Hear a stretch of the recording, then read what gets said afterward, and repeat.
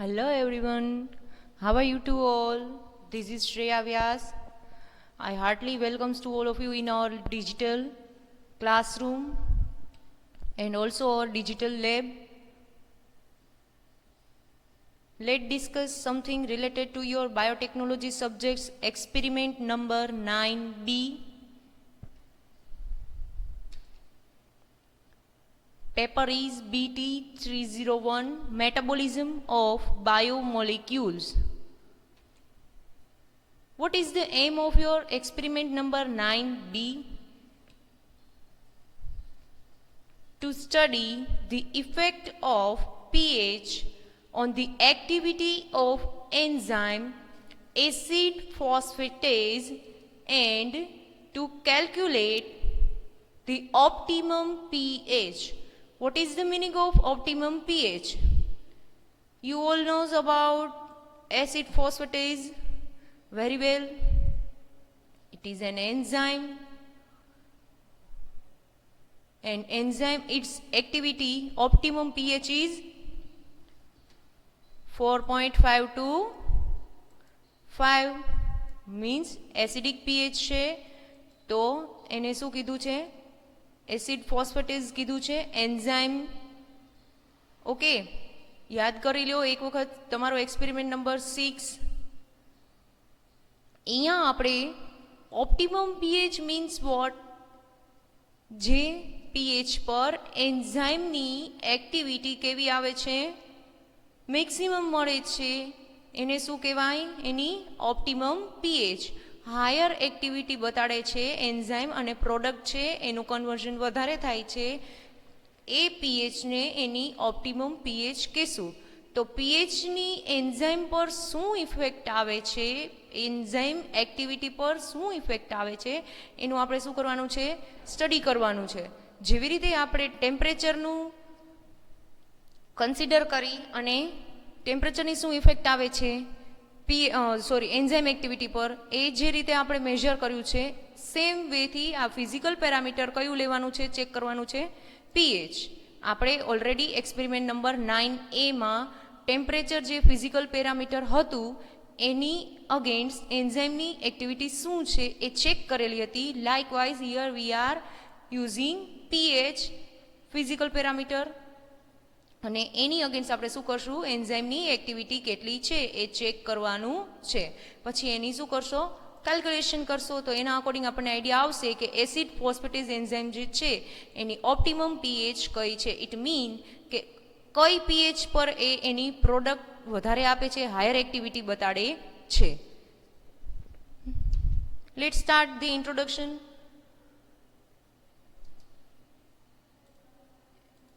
As you all know, enzymes are active over a limited pH range. બધી pH રેન્જમાં enzyme active હોવાના નથી.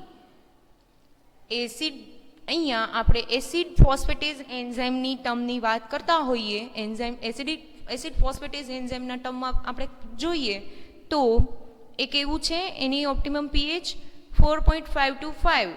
તો જ્યારે તમારી પીએચ 9 હશે, ઇટ મીન કે બેઝિક તરફ જશો તો શું થશે? એન્ઝાઇમની એક્ટિવિટી જે મળે છે એ કેવી થતી જશે? ધીમે ધીમે ધીમે સ્ટોપ થતી જશે ઓર ડિક્રીઝ થતી જશે. એટલે કીધું છે કે પર્ટિક્યુલર એન્ઝાઇમની પીએચની કંઈ પણ પીએચ રેન્જની શું હશે? લિમિટ હશે. બરાબર? બધી જ પીએચ પર એન્ઝાઇમ જે છે એ એની એક્ટિવિટી હાયર આપતું નથી. Okay, must have characteristic pH at which their activity is maximum. બધાની એક આઈડિયલ કેરેક્ટરિસ્ટિક્સ હશે કે એની એક આઈડિયલ પીએચ હશે કે જ્યારે એ શું કરતા હશે? એની એક્ટિવિટી હાયર અમાઉન્ટમાં આપતા હશે, મેક્સિમમ આપતા હશે. above or below their pH the activity decline. જો એન્ઝાઇમ જે છે, ફોર એક્ઝામ્પલ આપણે અહીંયા આપણે વાત કરીએ છીએ એસિડ ફોસ્ફેટેઝ એન્ઝાઇમ, તો એની જે ઓપ્ટિમમ પીએચ છે એ કઈ છે? 4.5 to 5. હવે જો પીએચ બહુ ટુ મચ એસિડિક થઈ જશે, મીન્સ 2 પીએચ થશે, મતલબ 3, 2, 1 એ રીતની પીએચ જશે તો શું થવાનું છે? ત્યારે પણ એન્ઝાઇમ એની એટલી એક્ટિવિટી આપશે નહીં. અને તમે બેઝિસિટી તરફ વધશો આગળ, કે તમે 5થી આગળ જશો 7 pH, પછી 7 પછી 8, 9, એમ બેઝિસિટી જેમ જેમ વધારતા જશો, પીએચ બેઝિક તરફ જશો, ઇન્ક્રીઝ કરશો, તો પણ એન્ઝાઇમ એની એક્ટિવિટી આપશે નહીં. Simply generally the pH curve is bell shaped curve. તમને બધા જ કર્વનો આઈડિયા છે, જે ઓલરેડી તમે આ થિયરી પોર્શનમાં સ્ટડી કરેલું છે. અને વાયવા માટે ઇમ્પોર્ટન્ટ ક્વેશ્ચન છે કે જે પીએચ કર્વ હશે એ કયા શેપનો હશે? જનરલી બેલ શેપ્ડ કર્વ તમને જોવા મળશે. All the enzymes may not have bell shaped curve. જ્યારે બધા જ એન્ઝાઇમ જે છે એમાં બેલ શેપનો કર્વ તમને જોવા મળશે નહીં. pH can affect the ionizing and functional group of enzyme and substrate molecule, thereby influencing the activity. Change in the pH can also lead to change in enzyme concentration. pH change કરશો, enzyme કોન્સન્ટ્રેશનમાં પણ શું થવાનું છે? Change થવાના chances છે. Result શું આવશે? Decrease or less activity.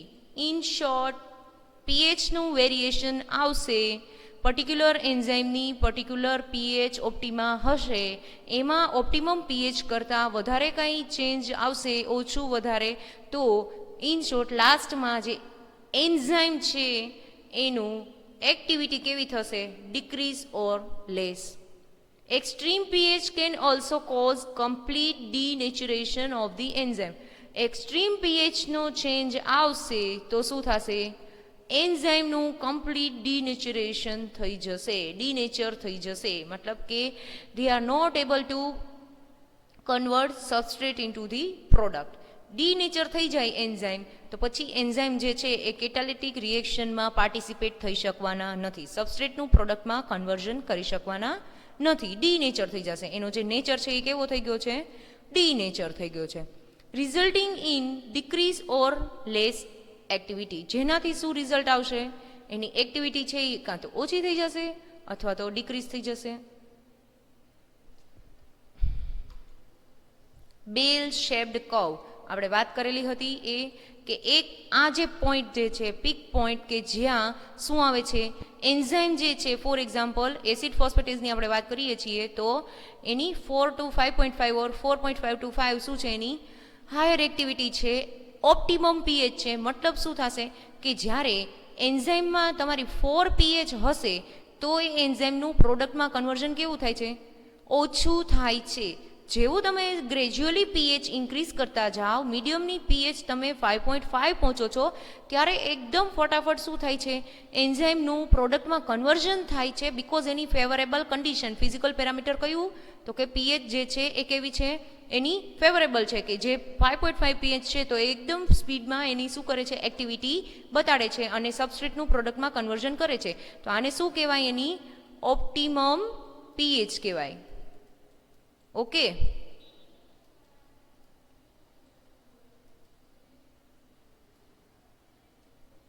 કે જેમની અંદર એન્ઝાઇમની એક્ટિવિટી કેવી છે? હાયર છે અને પ્રોડક્ટનું કન્વર્ઝન કેવું કરે છે? વધારે કરે છે. હવે જેમ જેમ જેમ જેમ તમે પીએચ છે એ બેઝિસિટી તરફ જતા જાઓ છો તો શું થશે? એન્ઝાઇમની એક્ટિવિટી કેવી થાય છે? કાં તો લોસ થાય છે કાં તો ડિક્રીઝ થાય છે. બરાબર, જોઈ શકો છો. તો આ જે કર્વ જે પ્રિપેર થયો છે આને શું કહેવાય? બેલ શેપનો કર્વ કહેવાય. બેલ મીન્સ તમે ટેમ્પલમાં જાઓ છો અને ત્યાં આપણે બેલ તો આપણે પેલું કરીએ જ છીએ, બરાબર? તો એ સેમ બેલ ટાઈપનું શું થયું? શેપ કંઈક જનરેટ થાય છે. મતલબ કે એની જે ઓપ્ટિમમ પીએચ હોય ત્યારે એ કેવું બતાવે છે? હાયર એક્ટિવિટી બતાવે છે. અને જ્યારે એની ફેવરેબલ પીએચ નથી તો ત્યારે કેવું છે? સ્લાઇટલી ઇન્ક્રીઝ થતું જાય છે અને ઓપ્ટિમમ પીએચ કેવું થાય છે? એકદમ વધારે અમાઉન્ટમાં બતાવે.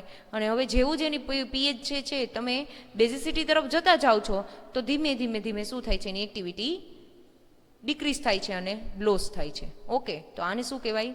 બેલ શેપ્ડ કર્વ, કે જે જનરલી પીએચના કેસમાં બેલ શેપ કર્વ મળે છે. ઇમ્પોર્ટન્ટ છે, વાઇવા પર્પઝથી પૂછી શકે, એમસીક્યુમાં પૂછી શકે, યાદ રાખજો. Now let's see the principle. Principle as same your 9A experiment. 9A એક્સપેરિમેન્ટમાં વાત કરેલી હતી આપણે ટેમ્પરેચર ફિઝિકલ પેરામીટરની, જ્યારે 9B એક્સપેરિમેન્ટની અંદર આપણે પીએચની વાત કરીએ છીએ. એટલે જ્યાં ટેમ્પરેચર હતું ત્યાં શું થઈ જશે? પીએચ.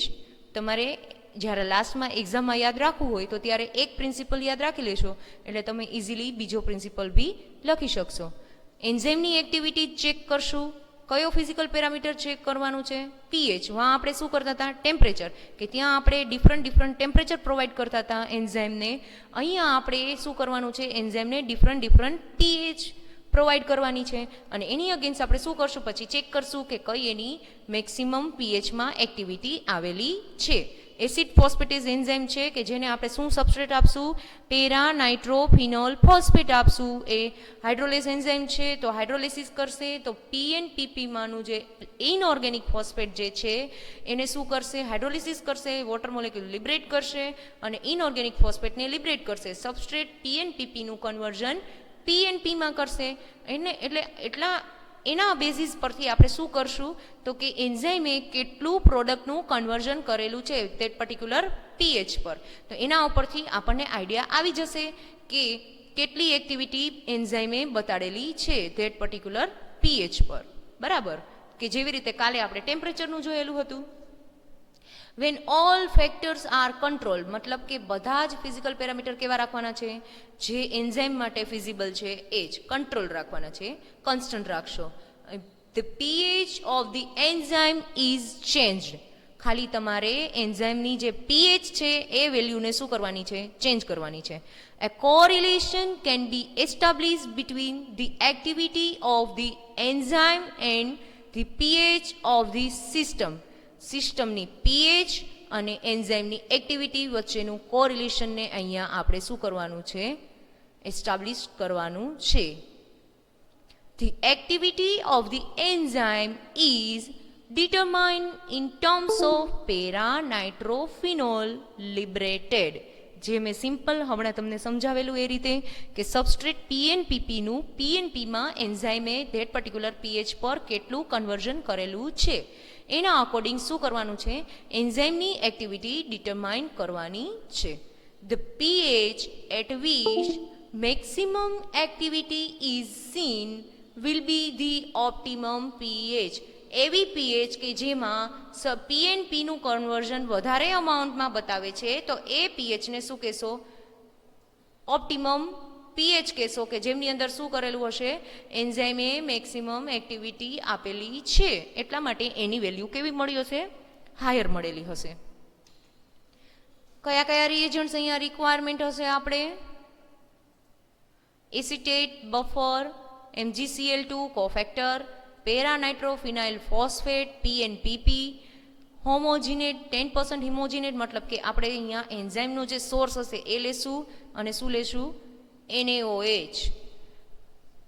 શું કરશું? એસિટેટ બફર પ્રિપેર કરવા માટે 1.14 ml ગ્લેશિયલ એસિટિક એસિડ લેશું. બરાબર? પછી શું કરશું? 80 ml ડિસ્ટિલ વોટરની અંદર એને એડ કરી દેશું. હવે આ જે ગ્લેશિયલ એસિટિક એસિડ જે છે એની pH 5 એડજસ્ટ કરવા માટે આપણે NaOH પ્રિપેર કરેલું હશે એ NaOH ડ્રોપ વાઇઝ એડ કરતા જશું અને જ્યાં સુધી એની pH 5 ના આવી જાય ત્યાં સુધી શું કરવાનું છે? એડ કરવાનું છે. Makeup the volume 100 ml with distil water. અહીંયા આપણે 80 ml લીધું છે અને આ 1.14 ml એડ કરેલું છે. તો બાકીનું જેટલું 100માંથી માઇનસ કરશો જેટલું વધે એટલું આપણે શું કરશું? ડિસ્ટિલ વોટર એડ કરશું. આ તમારું સ્ટોક સોલ્યુશન પ્રિપેર થઈ ગયું. હવે એને વર્કિંગ કરવા માટે આપણે શું કરશું? 1 ml આજે 100 ml ડિસ્ટિલ વોટર વાળું આપણે જે સ્ટોક પ્રિપેર કર્યું એમાંથી 1 ml શું લેશું? ગ્લેશિયલ એસિટિક એસિડ લેશું કે જેમની pH 5 છે અને એને એની અંદર 10 ml ડિસ્ટિલ વોટર એડ કરી દેશું એટલે એ શું થઈ ગયું? તમારું વર્કિંગ સોલ્યુશન. હવે હાઉ ટુ પ્રિપેર MgCl2? તમારે શું કરવાનું છે? MgCl2 203 મિલીગ્રામ વે કરવાનું, 10 ml ડિસ્ટિલ વોટરની અંદર એડ કરી દેવાનું. એ તમારું સ્ટોક સોલ્યુશન થઈ ગયું. હવે આ જે સ્ટોક સોલ્યુશન છે એમાંથી 1 ml શું લો? MgCl2 લો અને એમાં 10 ml ડિસ્ટિલ વોટર એડ કરી દો એટલે એ શું થઈ ગયું? તમારું વર્કિંગ સોલ્યુશન થઈ ગયું. Para nitrophenyl phosphate. PNPP 44.52 milligram શું લ્યો? PNPP વે કરો અને 100 ml ડિસ્ટિલ વોટરની અંદર ડિઝોલ્વ કરી દો. પોટેટો ટીશ્યુ લો કે જેની અંદર એસિડ ફોસ્ફેટેઝ એન્ઝાઇમ રીચ સોર્સ છે. 10 ગ્રામ વે કરો, 100 ml ડિસ્ટિલ વોટરમાં એને ડિઝોલ્વ કરી દો એટલે હોમોજીનેટ એકદમ પ્રોપર મિક્સચર મળી જશે. હું અહીંયા જે યુઝ કરીશ એ બધું શું કરીશ, હું સેન્ટ્રીફ્યુઝ કરીને યુઝ કરીશ એટલે મને કંઈ કચરો મળે નહીં. NaOH લો 0.8 ગ્રામ અને 100 ml ડિસ્ટિલ વોટરમાં ડિઝોલ્વ કરી દો. NaOH પેલેટના ફોર્મમાં હશે. સો this is all about reagents. Procedure: prepare the enzyme assay system as shown in protocol. Protocol મુજબ એન્ઝાઇમ assay system પ્રિપેર કરવાનું છે. તમારે અહીંયા ટોટલ કેટલી ટ્યુબ્સ જોશે? Blank, C1E1, C2E2. લાઇકવાઇઝ આપણે જે 9A એક્સપેરિમેન્ટની અંદર ટેમ્પરેચર માટેના કંટ્રોલ પ્રિપેર કરેલા હતા ડિફરન્ટ ટેમ્પરેચરવાળા, સેમ અહીંયા આપણે શું કરીએ છીએ, ડિફરન્ટ pH વાળા શું કરશું, કંટ્રોલ અને એન્ઝાઇમ સિસ્ટમ પ્રિપેર કરશું. તો ટોટલ ટ્યુબ્સ આપણે કેટલી લઈએ છીએ? 7 ટ્યુબ્સ લઈએ છીએ. ઓકે, એન્ઝાઇમની 7 ટ્યુબ્સ અને સબસ્ટ્રેટ કોન્સન્ટ્રેશનની 7 ટ્યુબ્સ, બરાબર. એટલે ટોટલ આપણે 15 ટ્યુબ્સ જોશે. 7 કંટ્રોલની ટ્યુબ, 7 એન્ઝાઇમની ટ્યુબ, 7 + 7 14 અને 1 is four blank. Total tubes કેટલી રિક્વાયરમેન્ટ છે? 15 ટ્યુબ્સની. ઓકે, હવે શું કરશું? બધી ટ્યુબમાં પહેલાં આપણે બફર એડ કરવાનું છે, બિકોઝ આપણે જે પર્ટિક્યુલર pH સેટ કરશું એ સિવાય એનું કોઈ વેરિએશન બીજું જોતું નથી. ઓકે, કે જો મારે પેલી કંટ્રોલની ટ્યુબ છે એની pH હું 2 રાખું છું તો એ 2 થી ઇન્ક્રીઝ બી ન થવી જોઈએ ને 2 થી ડિક્રીઝ બી ન થવી જોઈએ. એ pH મેન્ટેન કરવા માટે ફર્સ્ટ ટ્યુબની અંદર હું બફર કેટલું એડ કરું છું? 3.6. એ એન્ઝાઇમની ફર્સ્ટ ટ્યુબ છે એનું મેં ફર્સ્ટ કંટ્રોલ પ્રિપેર કરેલું છે એટલે એ બેવની અંદર શું એડ કરીશ? હું એક સરખું જ બફર એડ કરી દઈશ, બરાબર છે. ફર્સ્ટ ટ્યુબની અંદર હું 2 pH સેટ કરું છું ત્યારે કેટલી એન્ઝાઇમની એક્ટિવિટી છે એ ચેક કરવું છે. પછી હું સેકન્ડ એન્ઝાઇમનો કંટ્રોલ પ્રિપેર કરીશ અને એન્ઝાઇમ માટેની ટ્યુબ પ્રિપેર કરીશ કે જેમની pH કેટલી રાખું છું? હું 4 રાખું છું. એટલા માટે હું અહીંયા બફર કયું એડ કરું છું? 4 ml બફર એડ કરીશ, બરાબર છે.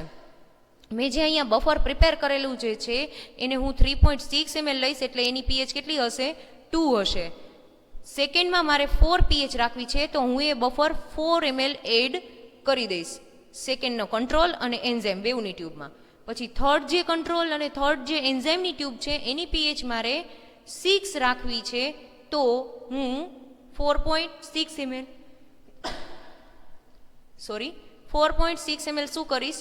બફર એડ કરીશ. એટલે એ કયા pH નું સેટ થઈ ગયું? 6 pH નું. ઓકે, લાઇકવાઇઝ હું મારી ફોર્થ ટ્યુબમાં મારે 8 pH જોઈએ છે તો હું બફર છે એ 5 ml બેઉ ટ્યુબ કંટ્રોલ અને એન્ઝાઇમમાં એડ કરીશ. ફિફ્થ ટ્યુબ કે જેમની અંદર મારે 10 pH જોઈએ છે તો હું એ કંટ્રોલ અને એન્ઝાઇમની બેઉ ટ્યુબની અંદર 5.6 ml શું કરું છું? બફર એડ કરું છું કે જેમની pH કેટલી હશે? 10 હશે. હવે મારે pH 12 સેટ કરવી છે તો હું બફર મારી જે 6th કંટ્રોલની ટ્યુબ છે એમાં અને એન્ઝાઇમની ટ્યુબ છે એમાં 6 ml બફર એડ કરીશ. મારી જે કંટ્રોલની 7th ટ્યુબ છે અને એન્ઝાઇમની જે 7th ટ્યુબ છે એમાં મારે 14 pH જોઈએ છે તો હું એની અંદર 6.5 ml બફર એડ કરીશ કે જેનાથી એની pH કેટલી થઈ જશે? 14 થઈ જશે. ઓકે, હવે હું બફર એડ કરી દઈશ. પછી સેકન્ડ સ્ટેપમાં હું શું એડ કરીશ? એસિટેટ બફર એડ કરીશ. કેટલું એડ કરીશ? બધી જ ટ્યુબ્સમાં એક સરખું એડ કરવાનું છે. 0.5 ml એસિટેટ બફર એડ કરવાનું છે. Then after I am adding MgCl2. MgCl2 is work as a cofactor, મતલબ કે રિએક્શન રેટને ઇન્ક્રીઝ કરવામાં હેલ્પફુલ કરશે, એન્ઝાઇમની રિએક્શન રેટને ઇન્ક્રીઝ કરશે, એન્ઝાઇમની એક્ટિવિટીને ઇન્ક્રીઝ કરવામાં હેલ્પફુલ થશે, જેને આપણે કોફેક્ટર કહીએ છીએ. બધી ટ્યુબ્સમાં હું એક સરખું MgCl2 એડ કરીશ. કેટલું એડ કરીશ? 0.4 ml. Okay. Then after I am adding distilled water in each tube. બધી ટ્યુબમાં ડિસ્ટિલ વોટર હું 2.2 ml ઇક્વલ અમાઉન્ટની અંદર શું કરું છું? એડ કરું છું. નેક્સ્ટ સ્ટેપની અંદર મારે NaOH એડ કરવાનું છે. યાદ રાખજો, NaOH હું ઓનલી ને ઓનલી બ્લિંકની અંદર એડ કરીશ અને કંટ્રોલની બધી ટ્યુબમાં હું NaOH 1 ml એડ કરું છું. એન્ઝાઇમની ટ્યુબમાં એક બી ટ્યુબમાં હું NaOH એડ કરતી નથી. બિફોર ઇન્ક્યુબેશન હું કંટ્રોલની ટ્યુબમાં 1 ml NaOH એડ કરું છું. એન્ઝાઇમની ટ્યુબમાં હું NaOH એડ કરતી નથી. You can see this.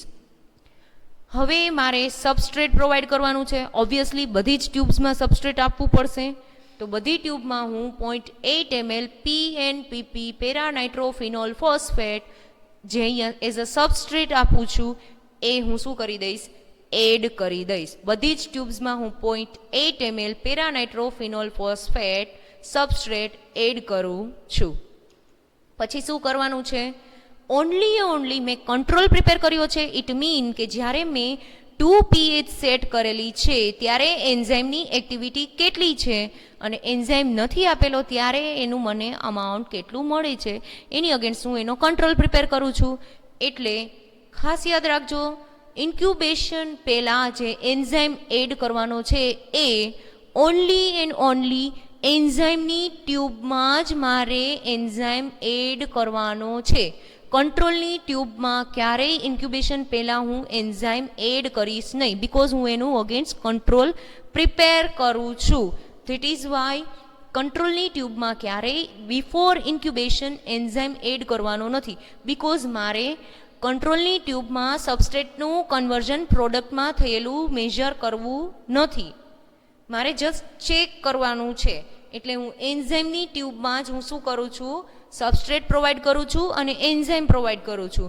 એટલે એ જે પર્ટિક્યુલર pH છે એ pH પર સબસ્ટ્રેટનું પ્રોડક્ટમાં કેટલું કન્વર્ઝન થયેલું છે એ મારે ચેક કરવું છે.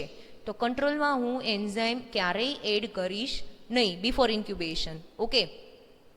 તમને વાયવામાં પૂછી શકે છે કે કેમ તમે બિફોર ઇન્ક્યુબેશન કંટ્રોલની ટ્યુબમાં એન્ઝાઇમ એડ કરેલું નથી? તો તમારી પાસે આન્સર હોવું જોઈએ.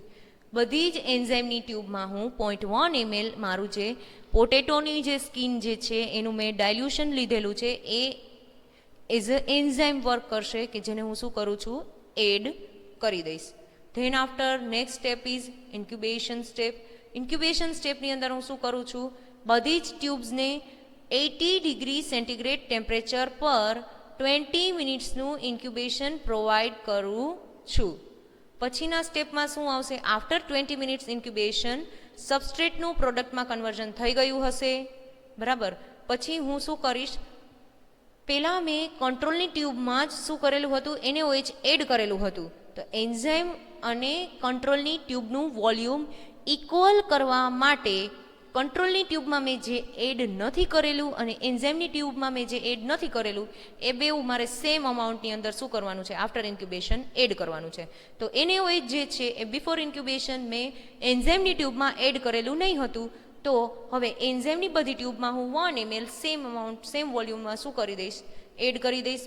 એન્ઝાઇમની બધી ટ્યુબમાં NaOH આફ્ટર ઇન્ક્યુબેશન NaOH બધી ટ્યુબ્સમાં 1 ml એડ કરીશ, ઓનલી એન્ઝાઇમની ટ્યુબમાં. પછી મેં કંટ્રોલની અંદર બિફોર ઇન્ક્યુબેશન એન્ઝાઇમ એડ કરેલું નહીં હતું. તો હવે હું શું કરીશ? કંટ્રોલની ટ્યુબમાં after incubation 0.1 ml enzyme add કરી દઈશ.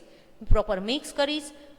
વિઝિબલ સ્પેક્ટ્રોફોટોમીટરની હેલ્પથી હું શું કરીશ? એની ઓપ્ટિકલ ડેન્સિટી એટ 420 નેનોમીટર પર શું કરીશ? મેજર કરીશ. તો કંટ્રોલની પહેલાં તો હું બ્લેન્ક સેટ કરીશ. પછી જે મારી 2 pH નું કંટ્રોલ છે એનું હું શું કરું છું? ઓપ્ટિકલ ડેન્સિટી એટ 420 નેનોમીટર પર મેજર કરીશ. તો એ મને મળે છે 0.310. હવે એન્ઝાઇમની મને મળશે 0.326. જો ઇમ્પોર્ટન્ટ પોઈન્ટ છે અહીંયા, કંટ્રોલની મને ઓપ્ટિકલ ડેન્સિટી જે છે એ ઓછી મળે છે as compare to enzyme, because એન્ઝાઇમની પર્ટિક્યુલર 2 pH ઉપર કંઈક એક્ટિવિટી આવેલી હશે, તો એન્ઝાઇમે જે બી એક્ટિવિટી આપી છે તો એનું એણે સબસ્ટ્રેટનું પ્રોડક્ટમાં કન્વર્ઝન કર્યું હશે, તો પ્રોડક્ટમાં કન્વર્ઝન કરશે એટલે એનું કંઈક અમાઉન્ટ મને વધારે મળવાનું છે, એબ્ઝોર્બ કરશે. વિઝિબલ સ્પેક્ટ્રોફોટોમીટરમાં 420 વેવલેન્થ નેનોમીટર સેટ કરેલા છે, એ વેવલેન્થને એબ્ઝોર્બ કરશે પ્રોડક્ટ જે હશે એ, અને એ મને અહીંયા ડિજિટ્સના ફોર્મમાં ડિસ્પ્લે કરશે. હવે એન્ઝાઇમ એની અગેન્સ્ટ મેં કંટ્રોલ પ્રિપેર કર્યો છે કંટ્રોલની ટ્યુબમાં, તો મેં ઇન્ક્યુબેશન પહેલાં એન્ઝાઇમ જ એડ નથી કરેલો, તો એન્ઝાઇમની એક્ટિવિટી તો અહીંયા બતાડતું નથી. જે કલર સોલ્યુશન જે મેં અહીંયા આપેલું છે પીએનપીપી, બરાબર છે, તો એ જે એબ્ઝોર્બ કરશે પીએનપીપી એનું જ મને અહીંયા વેલ્યુ બતાડે છે. ઓકે, એટલા માટે હંમેશા એક વસ્તુ યાદ રાખજો કે જ્યારે પણ તમે આ પ્રેક્ટિકલ પરફોર્મ કરતા હોય તો તમારું એન્ઝાઇમનું જે કાંઈ પણ ઓપ્ટિકલ ડેન્સિટી આવે છે એઝ કમ્પેર ટુ કંટ્રોલ એ કેવી આવવી જોઈએ, હાયર આવવી જોઈએ. ઓકે, એન્ઝાઇમની વધારે મળશે એની કમ્પેરિઝનમાં કંટ્રોલની ઓછી આવશે, બીકોઝ કંટ્રોલમાં એન્ઝાઇમ એડ નથી કરતા તો એન્ઝાઇમની એક્ટિવિટી કંઈ હોવાની નથી. તો 2 pH પર મને વેલ્યુ મળે છે 0.326 ને એનું કંટ્રોલની કેટલી મળી 0.313. સેમ પોઈન્ટ જ્યારે 4 pH મેં જે સેટ કરેલી હશે એમાં મને કંટ્રોલની વેલ્યુ મળેલી છે 0.317 અને એન્ઝાઇમની વેલ્યુ મળેલી છે 0.330. તો 2 pH કરતાં 4 pHમાં એન્ઝાઇમની વેલ્યુ જોવો, આ 2 pHની એન્ઝાઇમ વેલ્યુ, આ 4 pHની એન્ઝાઇમ વેલ્યુ, મતલબ કે એન્ઝાઇમ જેમ જેમ તમે એસિડિટી ઇન્ક્રીઝ કરતા જાઓ છો તો એન્ઝાઇમની એક્ટિવિટી કેવી થતી જાય છે, વધતી જાય છે. જોઈ શકો છો 26ની જગ્યાએ કેવું થયું 30 મળ્યું. ઓકે, લાઇકવાઇઝ જ્યારે 6 pH મેં સેટ કરેલી છે ત્યારે મને એન્ઝાઇમની એક્ટિવિટી જે મળેલી છે એ કેટલું મળ્યું છે 0.339 વેલ્યુ, અને એનું કંટ્રોલ કેટલું મળ્યું 0.326. As compare two 4th pH મારે જે 6 pH જે સેટ કરેલી છે ત્યારની એન્ઝાઇમની એક્ટિવિટી કેવી મળી, વધારે મળી. અહીંયા 30 છે, અહીંયા 39 છે. તો જેમ જેમ pH તમે ઇન્ક્રીઝ કરતા જાઓ છો એસિડિટી જે છે એ કેવી થતી જાય છે, ડિક્રીઝ થતી જાય છે. જ્યારે તમારી ટુ મચ એસિડિક pH હતી તો ત્યારે એટલું એન્ઝાઇમ એક્ટિવિટી બતાડતું નહોતું. સ્લાઇટલી એમાં તમે શું કર્યો, ચેન્જ કર્યો, ડિક્રીઝ કર્યું, pH 4 એ ગયા તો એની એક્ટિવિટી થોડી વધી. હવે તમે 6 એ ગયા તો એનાથી બી વધારે વધી છે. હવે જ્યારે મારી 8 pH છે ઇટ મીન બેઝિક pH તરફ આવી ગયા તો શું થાય છે, જોઈ શકો છો આગળમાં શું હતું 0.039, અહીંયા શું આવી ગયું 0.0350. મતલબ કે એવું કહી શકો તમે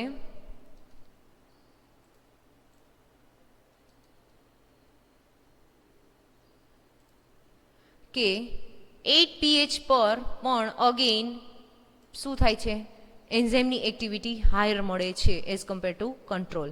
ઓકે, હવે તમારી 10 pH આવી, મતલબ કે બેઝિસિટી ઇન્ક્રીઝ કરતા જાઓ છો ગ્રેજ્યુઅલી, તો શું થઈ ગયું, જો pH ચેન્જ જોવા મળે છે. અહીંયા જુઓ કંટ્રોલમાં પણ સેમ છે અને એન્ઝાઇમમાં બી સેમ વેલ્યુ મળેલી છે. મતલબ કે એન્ઝાઇમે કાંઈ પણ ટાઈપની એક્ટિવિટી આપેલી નથી, બરાબર. એના અકોર્ડિંગ તમે કહી શકો બે વેલ્યુ સેમ છે. હવે તમે 12 pH પર જાઓ છો ત્યારે pH તો શું થયેલું છે, ઘટેલી જ છે, જોઈ શકો છો 8 pHમાં 350 છે. એની કમ્પેરિઝનમાં જ્યારે તમે pH 12 આપો છો ત્યારે એન્ઝાઇમની એક્ટિવિટી ઘટી જાય છે, ઓછી થાય છે. આપણે આગળ જોયું ને પ્રિન્સિપલમાં કે જેમ જેમ એની ફેવરેબલ pH આવશે એમ એમ શું થશે, ગ્રેજ્યુઅલી ઇન્ક્રીઝ થશે, બેલ શેપ કર્વ મળશે અને પછી જે છે એની pH વેલ્યુ જે છે એનાથી ઘટવા મળશે, એટલે શું થશે, વેલ્યુ જે એ ડિક્રીઝિંગ ઓર્ડરમાં મળશે. આવી રીતના બેલ શેપ કર્વ આપણે જોયું હતું તો એની ઓપ્ટિમમ pH નો આપણે આઈડિયા આવશે કે જે pH પર એની મેક્સિમમ એક્ટિવિટી બતાડેલી છે એને શું કહેશો, ઓપ્ટિમમ pH કહેશો, જે આપણે અહીંયા ફાઇન્ડ આઉટ કરવાનું છે.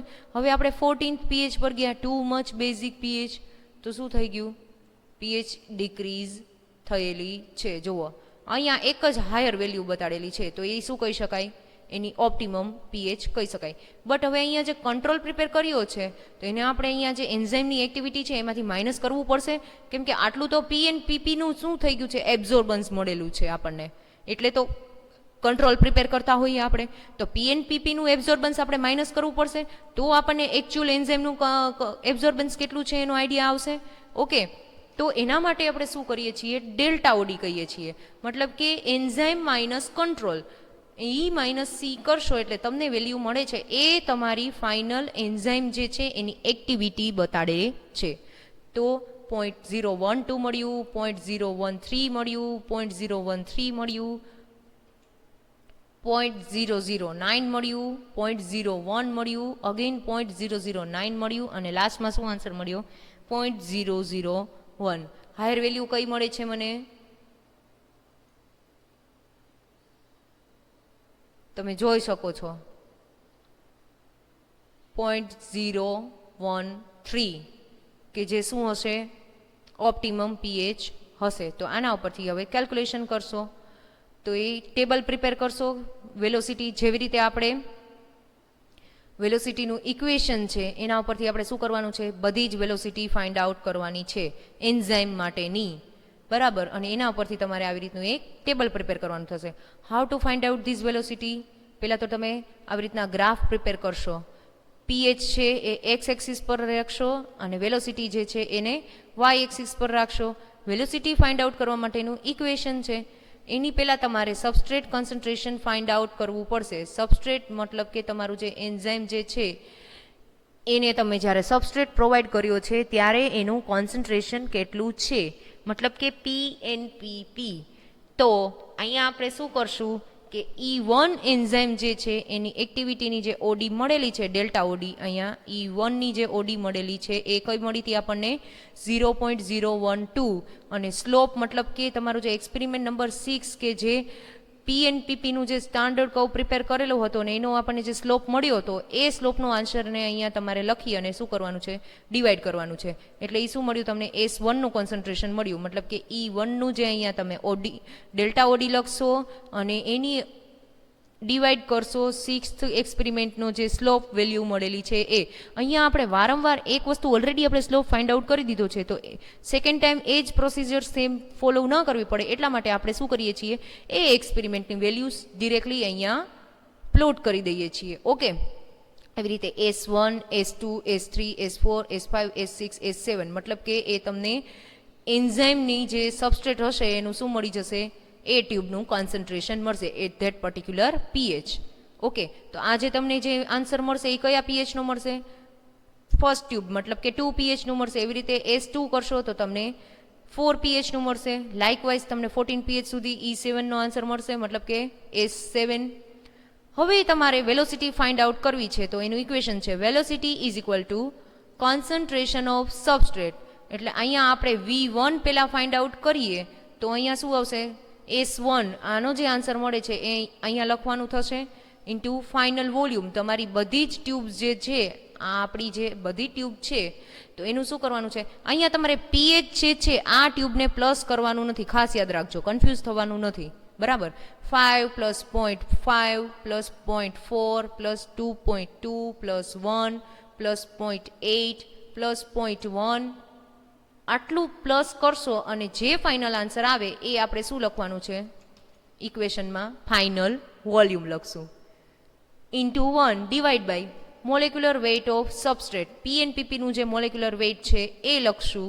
એલિકોટ ઓફ એન્ઝાઇમ, એન્ઝાઇમનો એલિકોટ ઇટ મીન આપણે એન્ઝાઇમ કેટલું લીધું છે, 0.1 ml લીધું છે, તો આપણે ત્યાં શું લખવાનું થશે, એલિકોટ ઓફ એન્ઝાઇમમાં 0.1 ml. અને ઇન્ક્યુબેશન ટાઈમ આપણે કેટલું પ્રોવાઈડ કરેલું છે, 20 મિનિટ્સ, એટલે અહીંયા 20 લખશું. એલિકોટ ઓફ એન્ઝાઇમ કેટલું લીધું છે આપણે, 0.1 ml લીધું છે. અહીંયા જે બી તમારું ફાઇનલ વોલ્યુમ થતું હોય એ લખી દેવાનું. સબસ્ટ્રેટનું કોન્સન્ટ્રેશન S1ની ટ્યુબમાં જે આપણે ફાઇન્ડ આઉટ કરશું એ લખશું.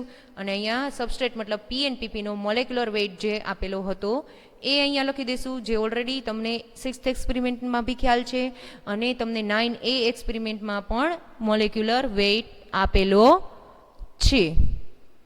ઓકે, તો તમને પછી કંઈક ફાઇનલ આન્સર મળશે કે જે આના ઉપરથી તમારે આ જે બધી વેલોસિટી જે છે V1 V2 એ લાઇકવાઇઝ V7 સુધીની બધી મતલબ કે બધી પીએચની શું કરવાની છે વેલોસિટી ફાઇન્ડ આઉટ કરશો. તો ફોર એક્ઝામ્પલ તમને કંઈક આવી રીતની વેલોસિટી મળેલી છે કે જે શું છે એન્ઝાઇમની વેલોસિટી છે. આ એક તમારે ટેબલ પ્રિપેર કરવાનું છે. અહીંયા તમારી અન્ડરસ્ટેન્ડિંગ માટે મેં ટેબલ પ્રિપેર કરેલું છે. એવી રીતની કેલ્ક્યુલેશન કરીને તમે આ ટેબલ પ્રિપેર કરશો તો ટેબલમાં જે વેલોસિટી જે છે મતલબ કે એન્ઝાઇમની એક્ટિવિટી, ઓકે, કે જેને આપણે શું કહીએ છીએ વેલોસિટી કહીએ છીએ. તો 2 pH પર એન્ઝાઇમની વેલોસિટી કેટલી મળી 0.00701 બરાબર. 4th pH પર 0.00760 વેલોસિટી મળી. 6 pH પર 0.00760 મળ્યું. જુઓ હવે now the thing is important thing is એન્ઝાઇમની આપણને અહીંયા એક્ટિવિટી મળી ગઈ છે, વેલોસિટી મળી ગઈ છે. 2 pH પર એન્ઝાઇમની એક્ટિવિટી એટલી બધી મળતી નથી. આપણને એસિડ ફોસ્ફેટેઝની ઓપ્ટિમમ pH ખ્યાલ છે 4 to 5.5 ઓર 4.5 to 5.5 બરાબર, કે જે તમને અહીંયા જોઈ શકો છો. આ બે pH છે, pH 4 અને pH 6, એ બેઉની વેલ્યુ કેવી આવી એન્ઝાઇમની એક્ટિવિટી કેવી મળેલી છે હાયર મળેલી છે. જે કેવી છે એની ઓપ્ટિમમ pHની નજીક છે 4 to 6 બરાબર, કે બેઉમાં કેવું છે સેમ વેલ્યુ મળી 760 0.00760 કે જે શું મળ્યું આપણને નિયર અબાઉટ ઓપ્ટિમમ pH, કે આને આપણે શું કહી શકીએ ઓપ્ટિમા, pH ઓપ્ટિમા. ઓકે, સમજાય છે હું શું કહેવા માંગુ છું? હવે જેમ જેમ તમે બેઝિસિટી ઇન્ક્રીઝ કરતા જાઓ છો 8, 10, 12 ને 14 ગ્રેજ્યુઅલી એન્ઝાઇમની એક્ટિવિટી કેવી થતી જાય છે લોસ થતી જાય છે બરાબર, જોઈ શકો છો. અહીંયા જે આ ડિજિટ્સ મળેલી છે એમાં મે બી કદાચ એવું હોઈ શકે કે કંઈક હેન્ડલિંગ એરર આવેલી હોય, બટ એની જે અહીંયા જે મેઇન પોઈન્ટ છે એને ફોકસ કરો. 760 છે એનાથી તો બધી કેવી છે ઓછી જ છે. ઇટ મીન કે આ શું થઈ એની ઓપ્ટિમમ pH થઈ. ઓકે, તો બસ આ જ આપણે ચેક કરવાનું હતું. તો હવે આના ઉપરથી આપણે શું કરી શકીએ ગ્રાફ પ્રિપેર કરી શકીએ કે એક્સ એક્સિસ પર શું લ્યો pH લ્યો અને વાય એક્સિસ પર એની શું લેવાની વેલોસિટી લેવાની. તો તમને કંઈક બેલ શેપનો ગ્રાફ જોવા મળશે. હવે જે પોઈન્ટ પર તમને હાયર pH, ફોર એક્ઝામ્પલ અહીંયા આપણે આ ગ્રાફ પ્રિપેર કરીએ છીએ, અહીંયા આપણે ડિફરન્ટ વેલોસિટી લીધી, અહીંયા આપણે એનું શું લીધું છે pH લીધું. તો માની લો કે આ pH આપણી 1, 2, 3, આ pH 4, 5, 6, 7 એમ કરીને અહીંયા 14 સુધીની લીધી છે. તો શું થશે કે 4 થી 6 ની વચ્ચે આપણને શું મળે છે હાયર વેલ્યુઝ મળેલી છે, ઓપ્ટિમમ pH મળેલી છે. તો ત્યાંથી ગ્રાફ પછી કેવો થાય છે ધીમે ધીમે શું થશે ડિક્રીઝ થશે. એટલે બેલ શેપનો ગ્રાફ જોવા મળેલો આપણને. આવી રીતે આપણે એક ગ્રાફ પ્રિપેર કરી નાખશું. સિમ્પલ છે, કેલ્ક્યુલેશન સમજાઈ ગઈ. હવે આપણે રિઝલ્ટ લખવું પડશે. By performing this experiment optimum pH is 4.6. Optimum pH આપણને ઓબ્વિયસલી આપણને આઈડિયા બી હતો, પણ જસ્ટ આપણે એને ચેક કર્યું. તો આપણે થિયોરિટિકલ આઈડિયા હતું તો એને આપણે શું કર્યું પ્રેક્ટિકલી બી પ્રૂવ કર્યું કે એની pH કેટલી મળી મને 4.6, કે જે શું હતું ત્યારે એન્ઝાઇમની મેક્સિમમ એક્ટિવિટી આવેલી છે. અને એ જે મેક્સિમમ એક્ટિવિટી છે એ વેલ્યુ મને જે વેલોસિટી જે મળેલી છે એ લખવાની કઈ 0.00760 માઇક્રોમોલ પર minute I obtain. Okay, so this is all about your experiment number 9B, કે જેમાં આપણે એન્ઝાઇમની એક્ટિવિટી પર્ટિક્યુલર એક ફિઝિકલ પેરામીટર pHના અગેન્સ્ટ આપણે શું કર્યું એને ચેક કરેલું છે. Now let's see how to perform this experiment in our laboratory. So guys, let's start our experiment how to perform pH curve in our laboratory.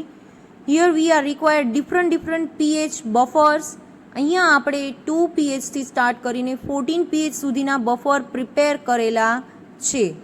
Okay, તમે screen પર જોઈ શકો છો pH 2, pH 4, pH 6, pH 8, pH 10, pH 12 and pH 14. આ different pHના મેં already buffer prepare કરેલા જ છે. પછી મારે જોશે MgCl2. બધી ટ્યુબમાં મારે 0.4 ml MgCl2 એડ કરવાનું છે. બ્લિંકમાં કશું એડ કરવાનું નથી. Then after in my next step I am adding distil water. બધી ટ્યુબમાં 2.2 ml ડિસ્ટિલ વોટર એડ કરશું, બ્લિંકમાં નહીં. NaOH ઓનલી બ્લિંકમાં 4 ml એડ કરશું, બાકી કંટ્રોલની ટ્યુબમાં 1 ml એડ કરશું. પછી આપણે સબસ્ટ્રેટ એડ કરશું PNPP, બ્લિંક સિવાયની બધી ટ્યુબમાં 0.8 ml એડ કરશું. પછી એન્ઝાઇમ એડ કરશું, એન્ઝાઇમની ટ્યુબમાં 0.1 ml એન્ઝાઇમ એડ કરી દઈશું બધી ટ્યુબ્સની અંદર. પછી ઇન્ક્યુબેશન આવશે. હવે સ્ટાર્ટ કરીએ. pH2 જે મારું બફર છે એ હું C1 અને E1 માં એડ કરું છું. બ્લેન્કમાં કાંઈ એડ કરતા નથી. આપણે ડિફરન્ટ pHની અગેન્સ્ટ એન્ઝાઇમની એક્ટિવિટી ચેક કરવી છે તો 2 pH વાળું બફર હું E1 C1 માં એડ કરીશ.